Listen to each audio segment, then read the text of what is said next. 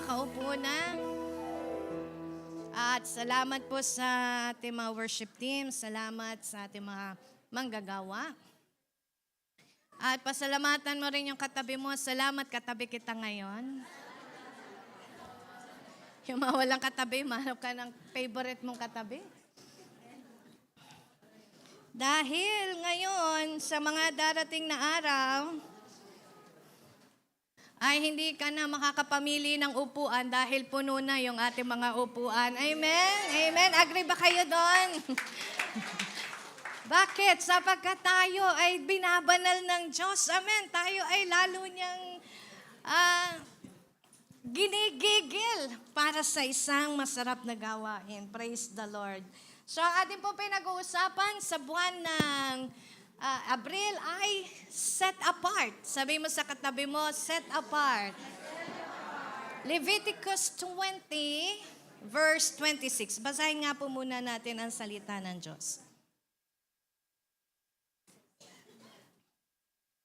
Okay, ready? 1, 2, 3. You are to be holy to me because I, the Lord, I am holy and I have set you apart from the nations to be my own. Sino dito ang belong sa Lord? Say hallelujah! Sabihin mo sa katabi mo, you belong to God. Okay. You are not mine anymore. Because na-mine ka na ni Lord. Praise God. Hallelujah. Kaya ang ating pong title ngayon, dahil ang pinag-uusapan natin ay ang kabanalan o ang pag-set apart sa atin. Ano meaning ng holy? Ikaw ay isinet apart. Ikaw ay inilagay ng Diyos sa isang magandang kalalagyan. Amen. Kaya pag maganda, sabi mo sa katabi mo, kung maganda na ang kalagayan mo ngayon, yun ay dahil ikaw ay nasa Diyos. Amen! Amen! Sino kaya mga nasa Diyos ngayon? Hallelujah! Sabi nung isang nag-iisip, maganda ba yung kalagayan ko? Kasi kung wala ka sa Diyos, abay na kanino ka? Amen. Basta ang alam natin, maganda ang kalagayan natin. Ano man ang sitwasyon ng buhay mo, ano man definition ng sitwasyon mo ngayon, maganda ang kalagayan mo. Bakit? Dahil ikaw ay nasa Panginoon. Amen. Amen. Praise God. Kaya ang sabi ng title natin, I am. Wow. Simulan niyo sa I am. 1, 2, 3. I am. Ayun, praise God. Sabi sa FB, huli ka, balbon. Bakit ganun ang mga expression, no? Pero dito sa Diyos, ikaw ay banal. Sabi mo sa katabi mo, sinet apart ka ng Lord. Yung isa, hindi mo ma-convince, sabi mo sa kabila, inayos ka ng Panginoon. Sabi mo pa sa kabila, inaayos ka pa rin ng Diyos. Amen. Kasi gusto ng Diyos sa atin paganda ng paganda ng paganda ng paganda, pabanal ng pabanal ng pabanal ang ating buhay. Pa-excite ng pa-excite ang iyong paglilingkod sa Diyos. Ay kasarap ng ganyan ang iyong nangyayari araw-araw. Yung sabi ng isa, ako po'y palubog na ng palubog ng palubog. Ay wag! Lulubog ka talaga. Amen. Sabi sa katabi mo, hindi ka nalulubog. Basta nasa tamang bangka ka. Amen. Amen. You must be in the right boat. Parang Doc Cruz. Praise God. So sa ating pong pag-uusapan ngayon, ay ang nagsalita po dyan ay ang Diyos. Ang sabi ng Panginoon, I am holy. At sino nga ba itong I am? Praise God. Okay. Pag-aralan muna natin yung mga eksena natin sa school. Last Tuesday, nag-fellowship kami sa Satwa. And ginawa ko sila na activity. Sabi ko sa kanila, mag-isip sila, mag-grupo-grupo kayo. Ang dami nilang LG doon, 5 LG yan, nagsama-sama. And praise God doon sa mga LG nagsama-sama kahit hindi naman sinabing mag-joint fellowship. Amen?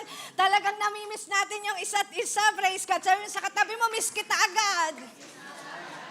And we pray.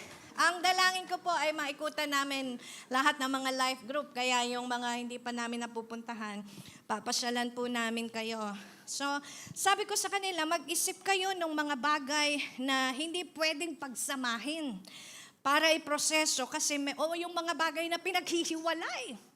Diyos ko po, nagulat po ako sa mga sagot nila. Amen. Maganda naman, kaya lang nakakagulat.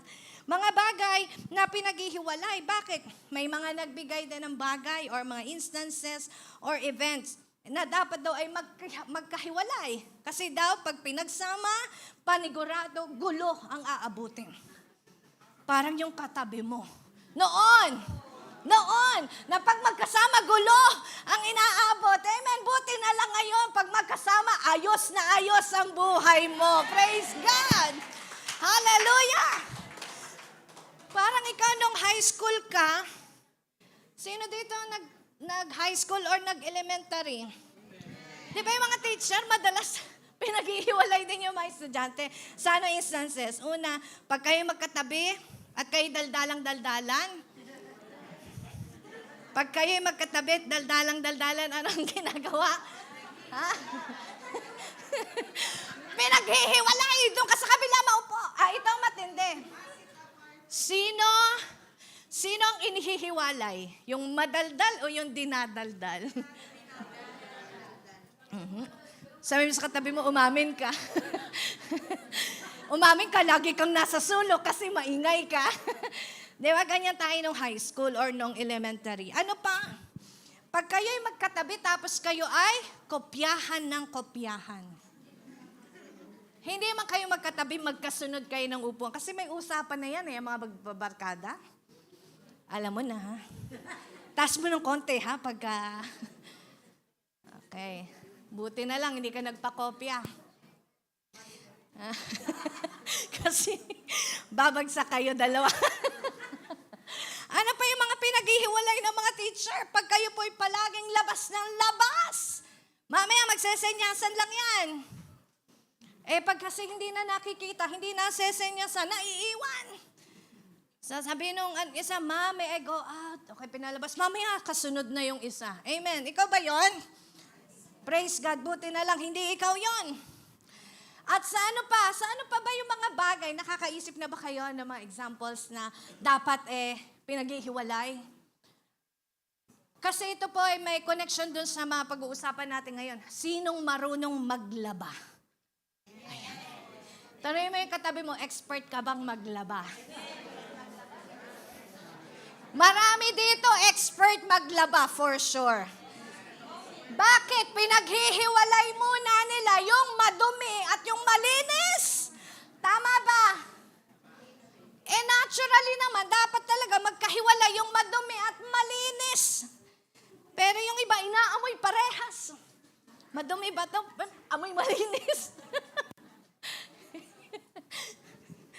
Ako yata ito Pinaghihiwalay yung madumi at malinis. Bakit? Hindi po pwedeng magkasama sa damit yung marumi at malinis. Tama po ba? Panigurado, yung malinis, madudumihan. Nagigets natin. Pero hindi ho pwedeng yung marumi. Pag napasama sa malinis, malilinisan. Pwede ba yon? Ay di wala na dapat naglalaba kung ganun din lang. Amen. Isama ko na lang itong marumi ko sa malinis. Mahahawa namang malinis yan. Hindi ho, pero yung malinis, pag naisama mo yan sa marumi, mamaya parehas na silang marumi. Tama po ba? Ano pa? Yung mabango at hindi mabango. Sige na nga, mabaho. Bayo natin banggitin yun. Minsan ganyan naman ang amoy natin Di ba po? Mark, wag kang umiti. Maraming Mark dito, kaya mamula kayo kung sinong Mark yung kinakausap ko. Pag ngumiti, siya na yon. Yung mabaho at mabango, hindi pwedeng magkasama. Sa damit, ang sinasabi ko sa damit. Kasi sa metro, magkakasama tayo lahat. Sa bus, magkakasama tayo lahat. Sa bahay, magkakasama tayo lahat. Hindi pwedeng, okay, itong partition lang po dito, mangungupa, lahat lang nung mabango. Hindi pwedeng ganon. Walang titira sa'yo. Okay? Pero sa damit, pag po tayo maglalaba, usapan maglalaba, yung mabaho, o kaya kahit hindi ka naglalaba, yung mabaho at mabango, hindi ho pwedeng magkasama yan. Hindi pwedeng magkasama sa cabinet.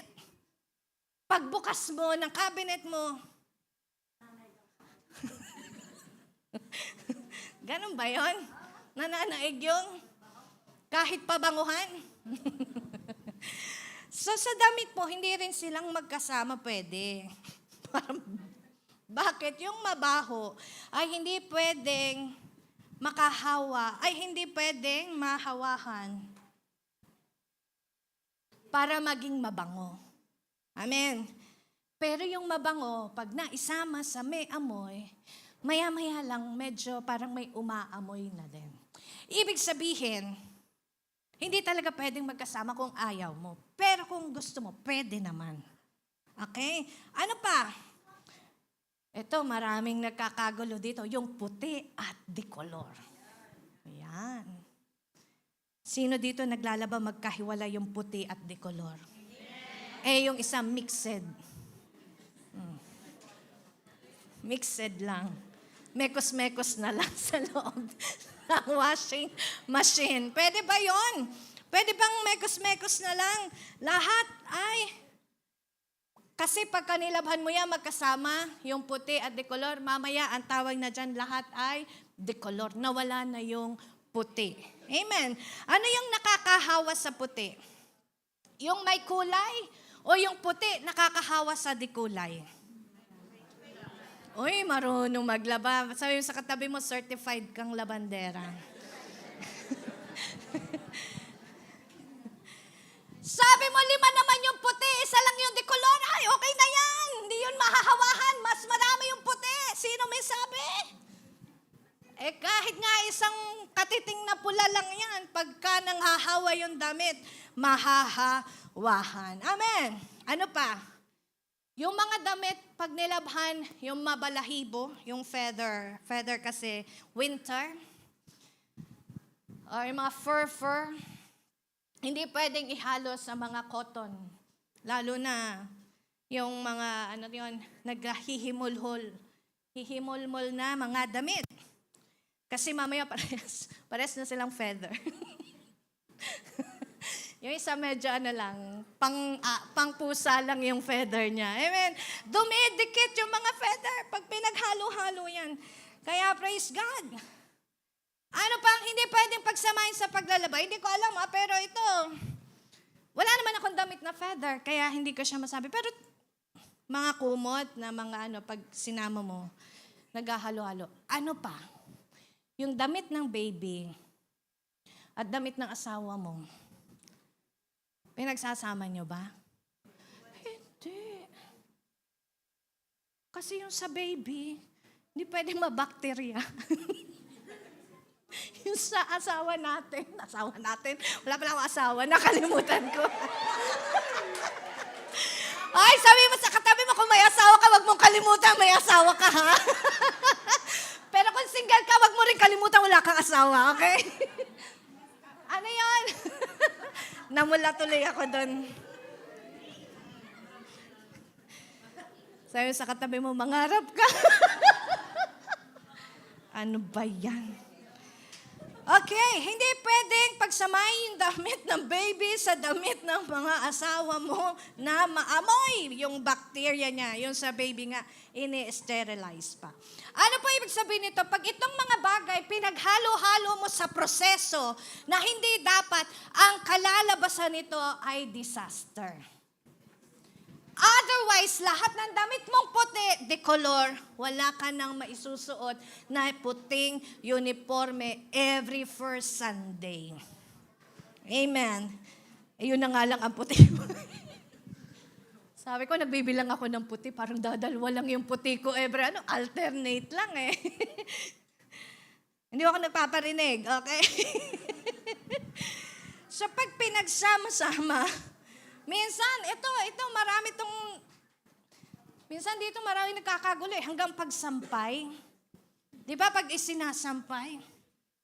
Hindi kasi uso dito yung sampayan eh. Pero sa amin, sa loob, kahit hanggang loob ng bahay namin, may sampayan. Nakasampay lahat ng mga damit. Hindi pwedeng yung isang medyas, sinampay mo sa kanan, yung isa, sampay mo sa kaliwa. Sa susunod, di mo na makikita parehas yung medyas mo. Bili ka na lang ng bago. At hindi rin maganda na pag nilagay mo yan sa cabinet, halo-halo. Magbukasan nga tayo ng cabinet. Parang ang yabang ko, ano? Kasi pag binuksan nyo pa yung cabinet ko, wala po kayong makikita. Nakahanger lang. Hindi na ako nagtutupi. Kasi pag tinupi ko, maya-maya gulo din. Amen?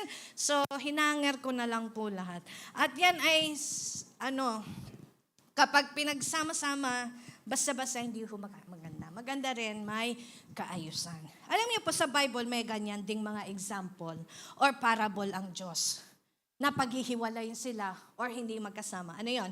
Yung sheep, yung mga goat at mga sheep, paghihiwalayin. Tanongin mo yung katabi mo, ano ka? Ano ba yun? Ano pa? Yung weeds at saka yung wheat. Ano pa? Yung good at saka yung evil. Pinaghihiwalay po yan ng Diyos. Ano pa? Yung dressed and undressed. Di ba yung sa wedding? Di ba inihiwala yung yung hindi nakadamit? Pinatapon pa nga. Ang masakit doon, hindi lang siya pinalabas. Pinatapon pa siya. Pinanishment pa. Dahil lang hindi na isuot yung damit na kailangan ay suot niya. Ano pa? Yung naghagis ng fish, nakahuli sila, maya-maya pinaghihiwalay yung good fish at yung isdang hindi maganda. Ito pa, pinaghihiwalay yung wine. Hindi pwedeng pagsamahin yung red wine at lambanog. Wala nun sa Bible, baka hanapin nyo. Hindi pinagsama, sabi ng parable, hindi mo pwedeng salinan ng bagong wine yung lagayan ng old wine kung hindi ito ay sasabog. Ano po ibig sabihin nito? God separates us from this world because there is a reason. Sabi sa katabi mo, may dahilan talaga. Number one, the reason why God separates us in the Old Testament and even in the New Testament, sinasabi ng Diyos, wag kayong Wag kayong makikisama or yung magpapakasal sa madadatnan yung mga iba't ibang lahi dahil kayo'y aking people, sabi ni Lord. Dahil pag kayo'y napasama sa kanila, it would lead you to sin against me. Ano pa? Kapag kayo na isineparate ko ay napasama sa kanila, it will lead you to destruction. Ano pa? Pag kayo'y napasama sa kayong pinili ko ay napasama sa kanila, it would turn your hearts apart from me. Grabe ang Diyos. Nakuha niyo ba yung puso ng Panginoon natin?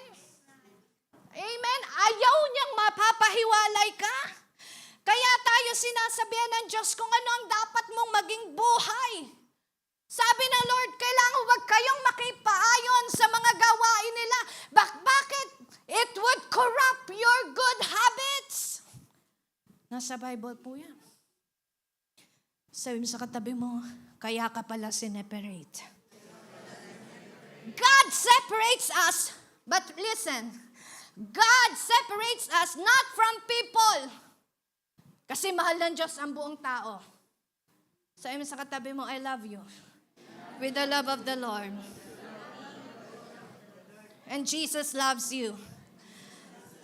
At hindi tayo sineseparate ng Diyos sa tao, pero ang sinasabi ng Bible, let us separate ourselves from any sinful act that could lead us to hide from God.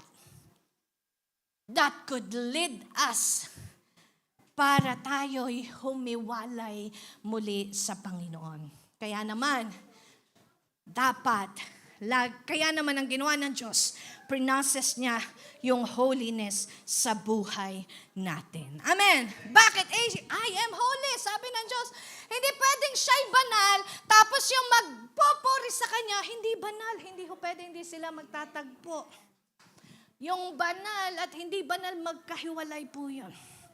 So ang solusyon ng Diyos, gawin niya tayo kabanalan niya sa biyaya ng Panginoong Hesukristo. Basahin natin ang Malakaya 3, verses 1-4. Sabi nung isa, Malachi. Ano pong Malakaya? Wala namang A sa dulo. Malakay 3. Okay. Sabi ng verse, basahin natin lahat. See, I will send my messenger who will prepare the way before me.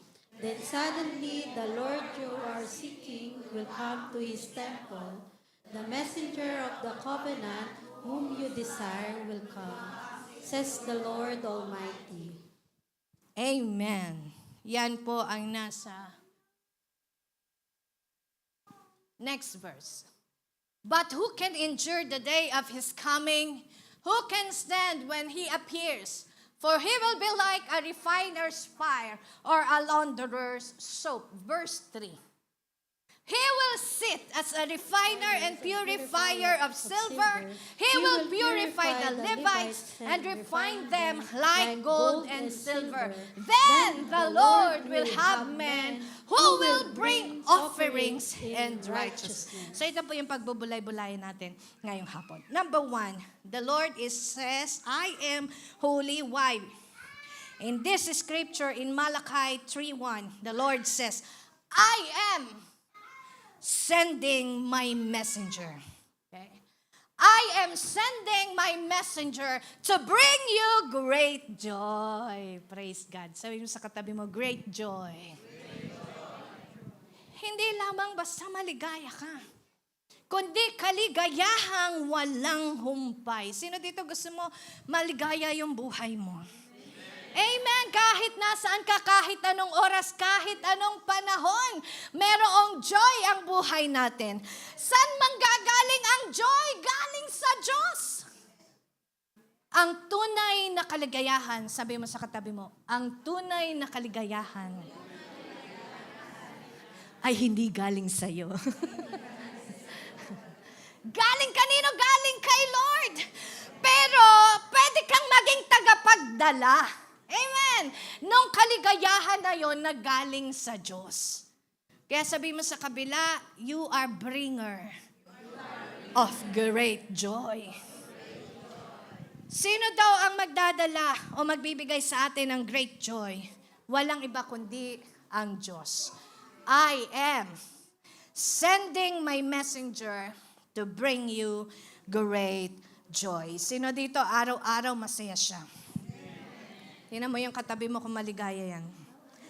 Araw-araw. Araw-araw.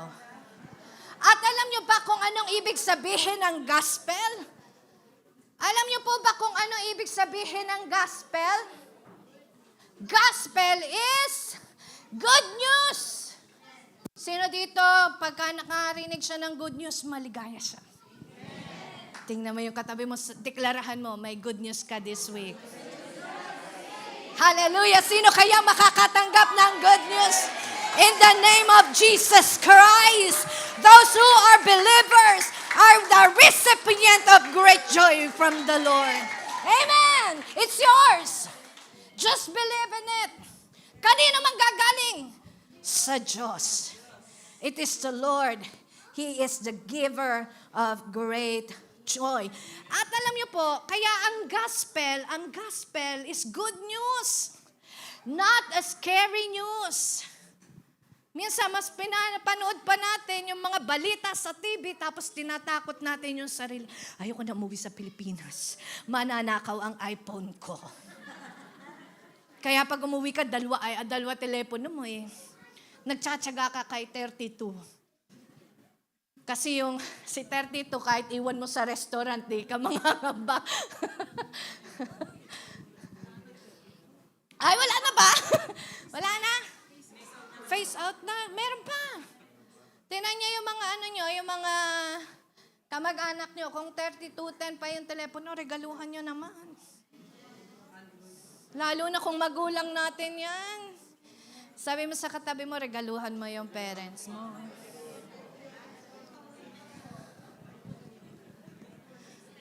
Tapos nagagalit ka, hindi ka man lang nag-chat-chat. Paano makaka-chat? Di na nagalaw yung di na ma-scroll. Basag-basag pa. Bakit basag-basag? Gawa din ng anak mo. Nag-aalaga yung magulang mo. Nag-aalaga ng anak mo. Tapos, di na maka-chat. Basag-basag. Dahil din sa mga anak natin. So, kailangan, anong tawag doon? Ba't ba ako napunta na? Kasi,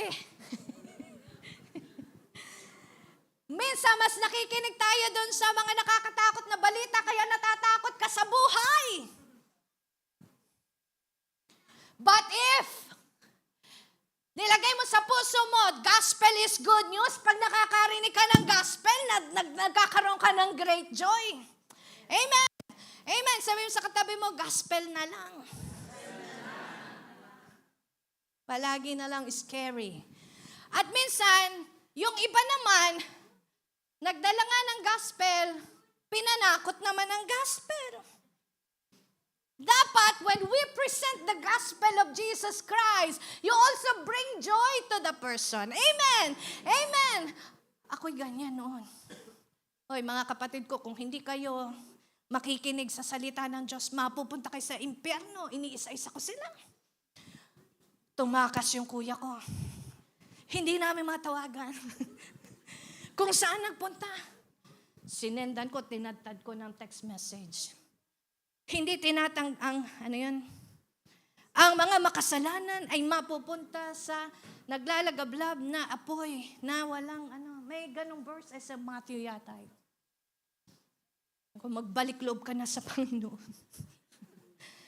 Alam niyo po, lalong nawala, hindi nagpakita sa akin. Kasi nga, natakot. At ang nangyayari, sa tuwing ako'y nakikita, yung ate ko, sabi ko, magkano ba ang araw mo dyan? Ba't ayaw mo umuwi? Ayaw makipagkita sa akin. Kasi sila daw ay lagi kong pinapagalitan. Si Danessa lang ang wala magawa kasi nakadikit na sa akin. Taon-taon born again. Laging yung ate ko, magkano bang araw mo? Babayaran ko, dodoblehin ko, umuwi ka lang. Ayaw pa rin umuwi. Kasi nga, niyayabangan ko. Mali. Amen. Natuto naman po ako. At ako'y hinambol ng Lord. Alam nyo, lahat ngayon, di ko naman pag ako'y umuwi. Nasa kayo, hindi kayo umuwi. Nandito na ako. Meron kasi kaming service sa Polo. Hindi ako makauwi. Okay. Praise God. Hindi ko na sila maano ngayon. Ngayon, ang kasunod nun. Baka naman meron kang pwedeng i-share doon. Magpapa-water baptism na kami. Gusto kong magpakain sa church. Abay, tatanggi ka ba pag na ang mga isinesend ng pamilya mo? Sige ka ako, magkano ba yun? Send agad. Sabi mo sa katabi mo, mahalin mo kapatid mo. Mahalin natin magulang natin. Huwag natin silang takutin. Let the gospel of Jesus when we share. Alam ko marami sa atin ang gusto ipamukha yung kasalanan na ginagawa ng taong ito. Wala pong mali. Lalo na salita ng Diyos. Pero wag naman natin silang dikdikin. Nagkakamali na nga, lalo mo pang pinamumukha yung pagiging makasalanan nila. Lalo silang lumalayo sa Diyos. Ang gospel, pag present mo, should bring joy. Amen! Amen! Pag dinadala mo, kaya pag nakikita, sabi ko nga, pagka nakikita ka, pastora, tuloy ka. Kasi alam nila, may good news ka. Amen! Sabi mo sa katabi mo, mayroong magpapatuloy sa'yo. Kasi alam nila, good news yung dala mo. Ayan na si sister, ay bukas ang aming bahay. Halika, kahit gabi-gabi tayo mag-life group, hindi mo na kailangan pilitin. Because you bring the gospel and it brings great joy. Amen. Amen. Sino dito na-excite mag-share? Ngayon, ma-excite ka lalong mag-share. Bakit? Tingnan natin, John 15:11.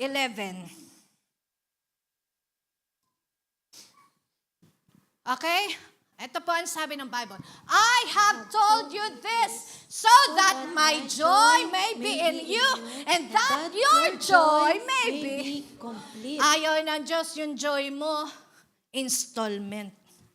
Gusto niya joy na kompleto. Amen. Psalm 19 verses 8 to 9. The precepts of the Lord are right, giving joy to the heart. Amen. Amen po ba? Amen. Basahin natin, Maiko. 1, 2, 3. Ang daming Maiko. Okay. Sige, 1, 2, 3. The precepts of the Lord are right, Giving joy to the heart. The Oh, commands of maganda the to. Lord are radiant, Yes! giving light to the Praise eyes. the Lord. The fear of the Lord Wow! is pure, Enduring forever. The ordinances of the Lord are are sure sure and altogether righteous. Amen! Yan po ang salita ng Panginoon. It brings joy. Jeremiah 15 verse 16.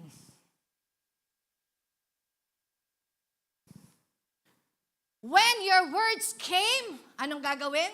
I ate them. Why? They were my joy. Oh, ang sarap po ng And my verse na ito. heart's delight, for I bear your name, O Lord God Almighty.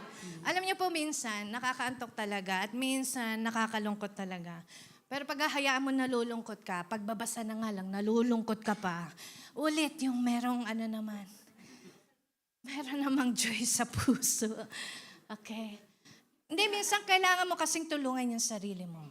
Hindi yun dahil niloloko mo yung sarili mo. Hindi. Sino dito pag kumakain, malungkot kang kumain? Ang sarap ng ulam. Pwede ba yun? Iba nga, bilis kumain kasi talagang ganado. Kasi ganadong-ganado sila. Okay? At hindi ko makakalimutan yung pamangkin ko si Obed. Pagkatapos ng kumain at talagang sarap na sarap siya. Hindi niya makakalimutan. Ang sarap talaga, tita, ng ulam namin. Adobo lang yun, ulit-ulit niyang ulam. Sarap na sarap siya. Okay. 1, 2, 3. When your words came, I ate them. They were my joy and my heart's delight. For I bear your name, O Lord, God Almighty. Praise God. Luke 2:10. But the angel said to them, do not be afraid. Why? I bring you good news of great joy that will be for all the people. Philippians 1:18. Let me read this. But what does it matter? The important thing is that in every way, whether false motives or true, Christ is preached. And because of this, I rejoice. And yes, I will continue to rejoice.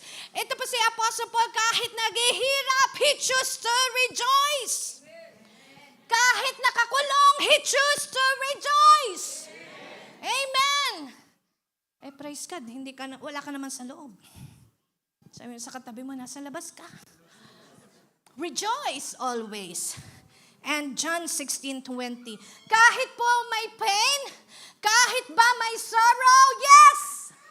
Why? I tell you the truth, sabi ni Jesus, you will weep and mourn while the world rejoices. You will grieve, but your grief will turn to joy. Amen! Amen! Huwag mong isipin na ang buhay mo'y habang buhay kang mahihirapan. You need to choose. If you wanted na mahirapan ka sa buong buhay mo, di piliin mo malungkot. Total, pinapractice mo naman din yung kapupuntahan mo at the end.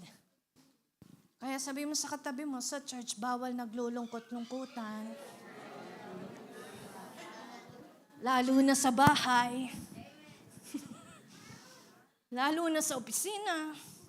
We choose to bring joy. Why? Because the gospel brings joy. Hallelujah. Yung iba, sabi nila, lalo na kapag need ng healing, hindi, sabi nila, time heals. Tama ba? That the time could heal?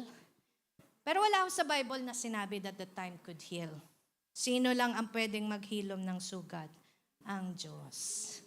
God heals. At kapag ang Diyos ang gumagamot sa atin, immediate yung healing niya. Amen? Kaya pag nakita mo yung taong nakagalit mo or nagalit sa'yo, hindi mo na siya iniiwasan. Praise God. Amen. Bakit? Healed na yung puso mo eh. Sabi mo sa katabi mo, healed na ako sa'yo. Ay, hindi pala cancel. Hindi naman kayo magkaaway. Amen. Amen. Praise God. Choose to be joyful always. Rejoice. Again, I say rejoice. Be joyful because good news, gospel brings joy. Number 2. I am, si Lord, I am like a refiner's fire or launderer's soap. Why? To cleanse you.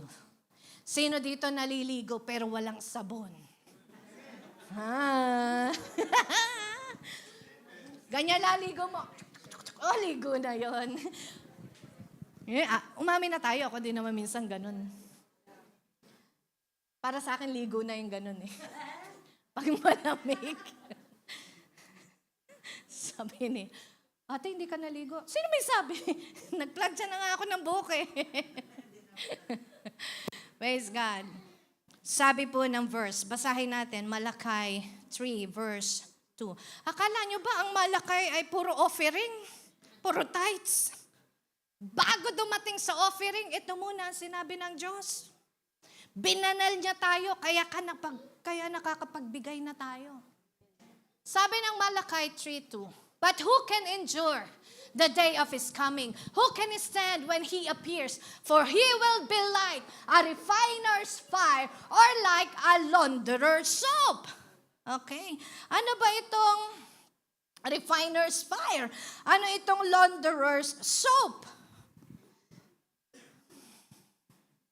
Alam niyo po, lahat naman tayo, we were once in darkness. Kaya we cannot judge one's life. Tandaan po natin yan. Minsan ang mata natin makasalanan. Nakita mo lang, ginajudge mo na.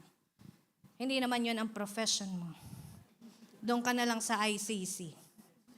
Pwede kang mag-judge doon. O kaya judge ka tuwing sports fest. Sino yung mga judge ng mga family day? Nahanap natin. Mali yung judgment nila. Alam niyo po, hindi natin pwedeng i-judge ang buhay ng isang tao. Amen. Kasi una-una, hindi ho tayo judge. We are all like a filthy rag in the eyes of the Lord. But that was before, when you were not in Christ. But now that you are in Christ, sabi mo sa katabi mo, now that you are in Christ, you are now holy and acceptable in His sight.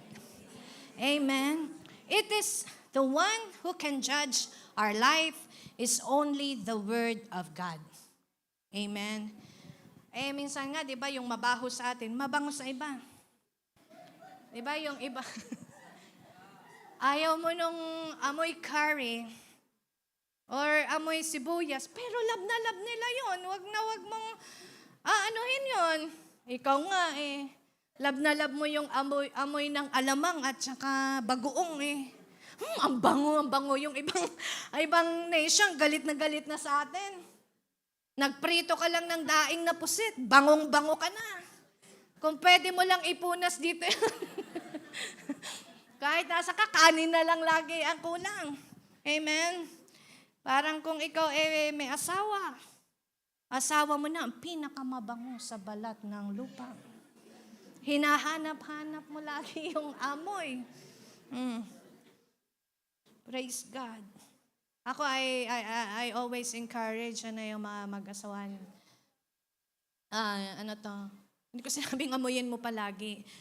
You always value yung time na kayo ay magkasama. Amen? Amen. Ano yan? It's your privilege from the Lord. So, nung tinanggap po natin ang gospel, nagdala ito ng great joy. And now, anong gusto naman ng Diyos? Number 2, He wants you to be cleansed. Amen. Sabihin natin sa katabi mo, He wants you to be cleansed. Not in the judgment of our eyes, but through the word of God. Amen. Yung cleanse, not just one time, but all the time. Pero alam niyo po, habang tayo nga po ay nandito sa mundo, ay may mga times na pwede pa rin tayong madumihan. Ibig sabihin, pwede pa rin tayong maapektuhan ng kasalanan. Pero ang pagkakaiba, hindi mo na yung pinapamuhay. Magkaiba kasi yung nabubuhay ka pa sa kasalanan, kaya ka nabubuhay noon sa kasalanan kasi nandoon ka nga sa darkness. Amen. Pero ngayon, na nasa light na tayo, our lives is life that is already with the light of God. Amen. At yung mga nasa darkness, pare-pares naman tayong nandun noon eh. At hindi ho dapat natin sila i-avoid. Okay? Kaya nga tayo naliwanagan is to bring them also the light of Jesus Christ and not to condemn them. Hallelujah. Sabi mo sa katabi mo, love lang. Ngayong na kay Jesus Christ ka na, lumalawak na yung pag-ibig mo. Dati noon, ang kaya mo lang mahalin yung nagmamahal pabalik sa'yo. Ngayon, namamahal mo na rin kahit hindi ka minamahal. Tingnan mo yung nasa likuran mo. Mahal ng Diyos yan. Amen? Amen. Nung tinanggap natin, si Lord, ang Panginoong Hesukristo, wala na po tayo. Okay, magkaiba to. I want you to understand this. Magkaiba yung dati kang nasa darkness. Nung tinanggap mo si Jesus Christ, wala ka na sa darkness. Nandun ka na sa light. Amen? Pero maaari ka pang magkasala. Maaari talaga naman na tayo ay maapektuhan ng kasalanan. Katulad na sino araw-araw naliligo. Oh, walang araw-araw naliligo. Minsan kahit di ka naman lumabas ng bahay, kinabukasan liligo ka rin. Hanga nga ako dun sa iba, umaga-gabi naliligo eh. Wala namang naamoy sa kanila, pero talagang umaga-gabi, maliligo. Lagkit na lagkit daw sila. Samantala ako, pwede ako 24 hours. Tapos, ano yun?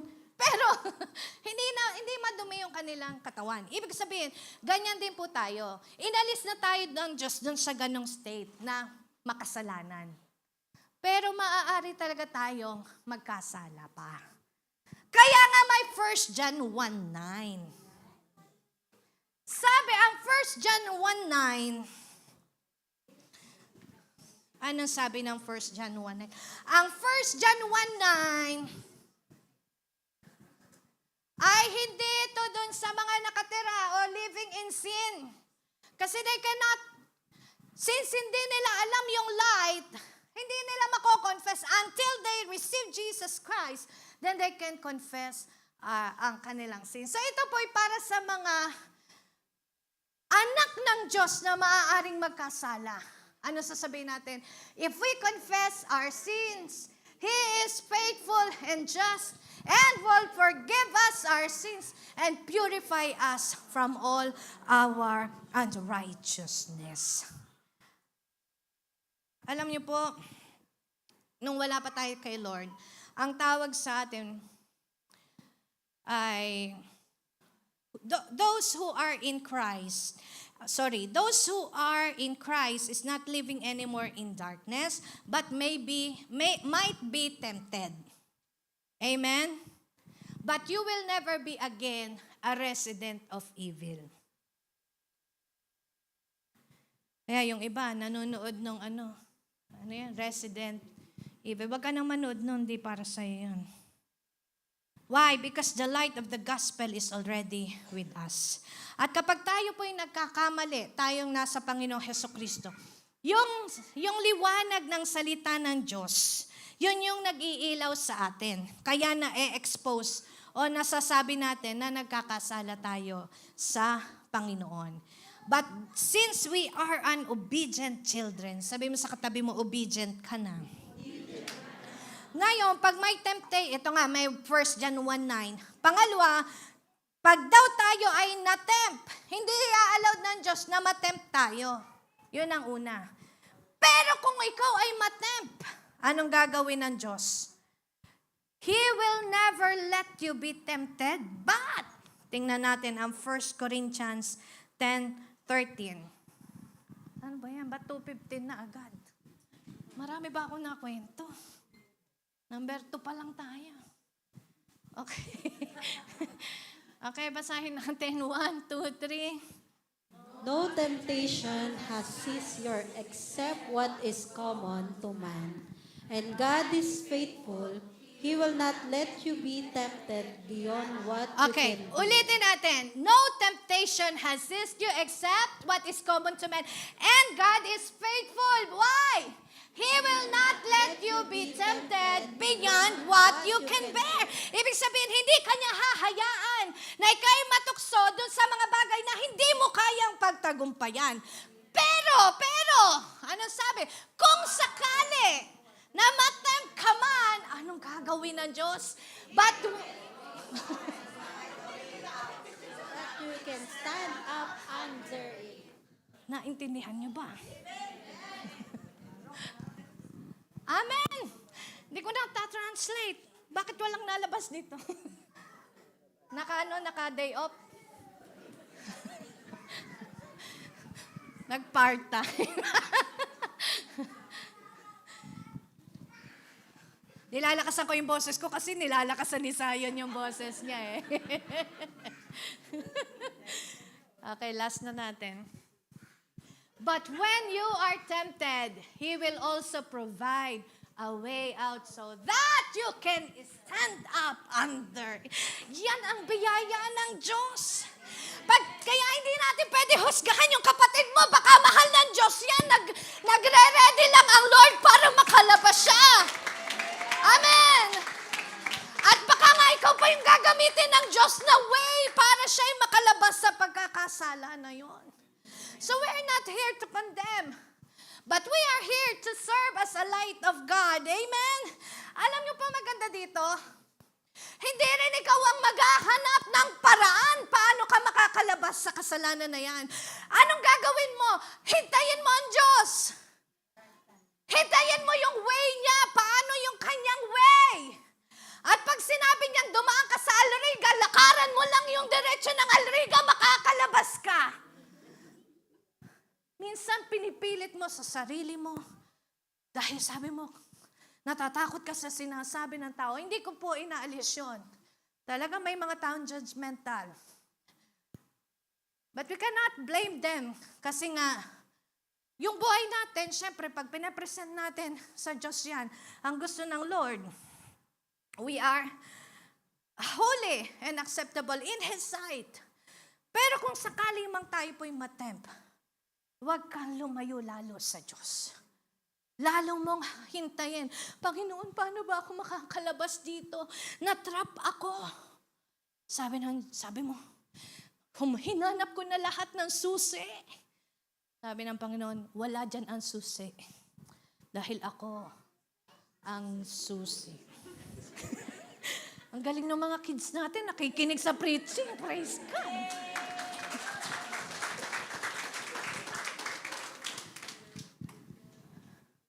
Tahakin mo lang yung way, yung sinabi ng Diyos sa'yo, paano ka makakalabas dyan.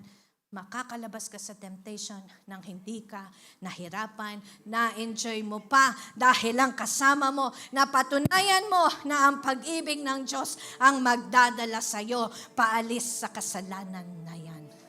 So the fire of the Holy Ghost is about cleansing. It's called the fire of judgment. There will be a judgment, yes. But this fire of a refiner's fire is a fire that will refine our life. Let me go into number 3. Number 3, I am says, sits as a refiner and purifier of silver. Why? To purify and refine you.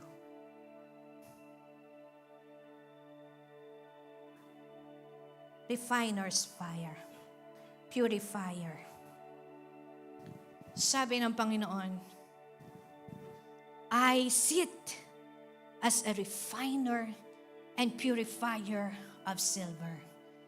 Then, ang conclusion niya, the Lord could have men who will bring offering in righteousness. Sino? Who can offer holiness are the only holy people, a holy nation, a chosen people, a peculiar people, an acceptable people to God, a believer of Jesus Christ, the one who was saved by our Lord Jesus Christ. And sino yon?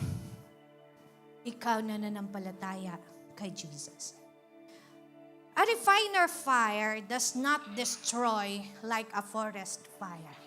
Okay, akala kasi natin lahat ng fire is a fire that destroy.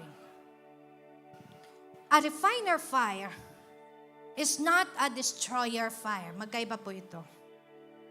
A refiner fire does not consume completely like the fire yung nangyari sa Amerika. A refiner's fire refine. Ibig sabihin, it purifies. Ganito po yan. Sino nakakakilala ng mga silversmith or goldsmith? Dati po kami, ang tatay namin, lolo namin, meron kaming alahasan. Mayaman po kami noon. Mas mayaman kami ngayon.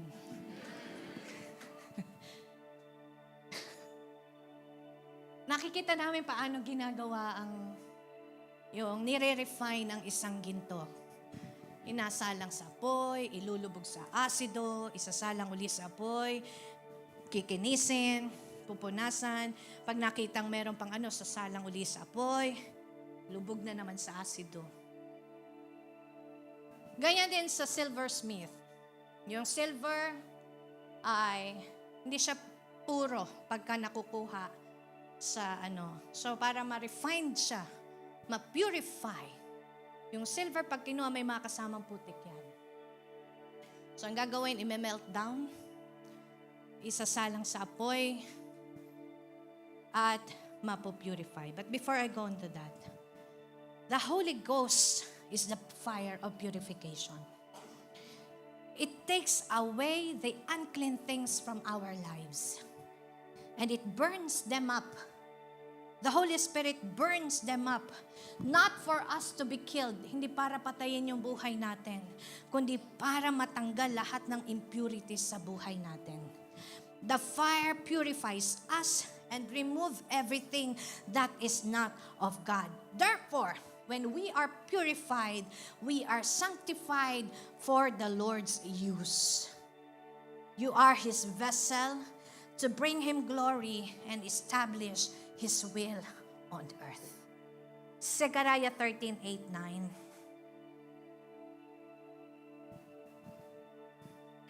In the whole land, declares the Lord, 2/3 will be struck down and perish, yet 1/3 will be left in it. This third, I will bring them into the fire. I will refine them like silver and test them like gold. Then they will call on my name and I will answer them. I will say, they are my people. And they will say, the Lord is our God. Praise God. Praise the Lord. Amen. The reason why God sets us apart, kasi sabi niya, yung 2/3, struck down ko. Pero may pinili akong 1/3.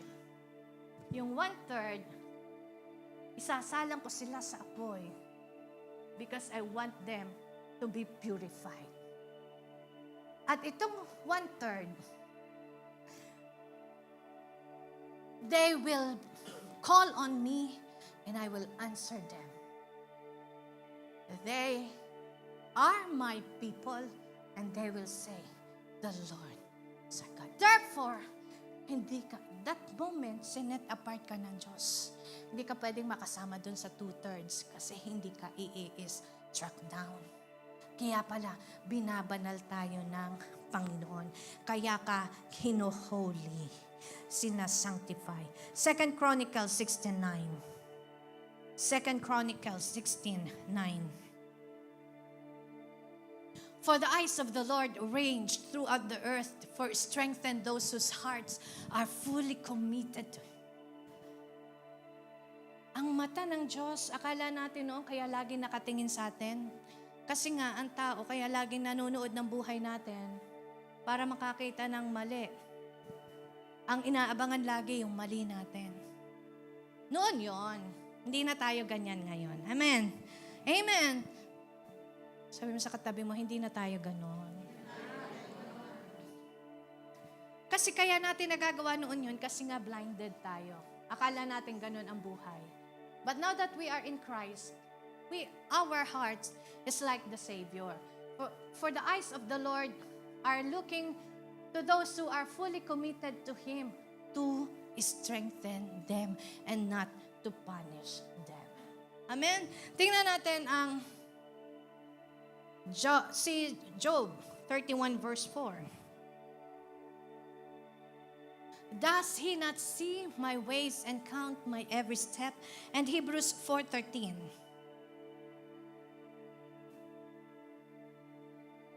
Nothing in all creation is hidden from God's sight. Everything is uncovered and laid bare before the eyes of Him to whom we must give account. What does it mean? The Lord, I am, sits as a refiner and purifier of silver to purify and refine us. He always stare His eyes on us. Why? Ganito po ang proseso ng refining silver. I have mentioned it already before. I just want to repeat it. Merong isang grupo ng mga kababayan, nag-aral sila, having the Bible study. And napuzzled din sila dito sa verse ng Malakaya 3:3. So ang ginawa nila, para maunawaan nila, they sit in the purifier silver. Nagpunta sila sa isang shop at ayun, naghanap sila ng silversmith. Pinanood nila yung proseso ng pagre-refine ng silver. At nakita nila doon na yung silversmith ay nakaupo lamang at pinapanood niya, nakatitig yung kanyang mata doon sa nire-refine na silver.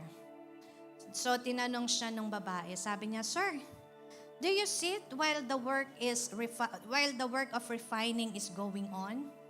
Sabi niya, you're watching this process? At sabi nung silversmith, Yes, madam. I must sit with my eyes steadily fixed on the furnace. Hindi siya sa silver nakatingin. Nakatingin siya doon sa fire ng furnace. For if the time necessary for refining to be is exceeded in the slightest degree, silver will be injured. Meaning, minomonitor pala ng silversmith yung apoy na nagre-refine sa silver. Kasi kung ito man ay mapasobra, ay masusunog. Made-destroy yung silver. I hope you get the message. Why the Lord, His eyes is always looking at you. Kaya ganun na lang na kapag tayo'y namamali ng step, ay ganun na lang ang pag-convict sa atin ng Holy Spirit. Kasi ayaw niyang ma-destroy ang buhay natin. So, in the day, the lady understand that's the silversmith work to steadily fix their eyes on the furnace. And at once, nakita niya yung beauty and comfort ng expression na kailangan niyang nakaupo doon, yung silversmith, doon sa furnace, doon sa tabi ng furnace. So Jesus Christ, it is needful to put His eyes on the children while it is in the testing and trial of our lives. Yung pong pressure ng buhay natin is not to destroy us.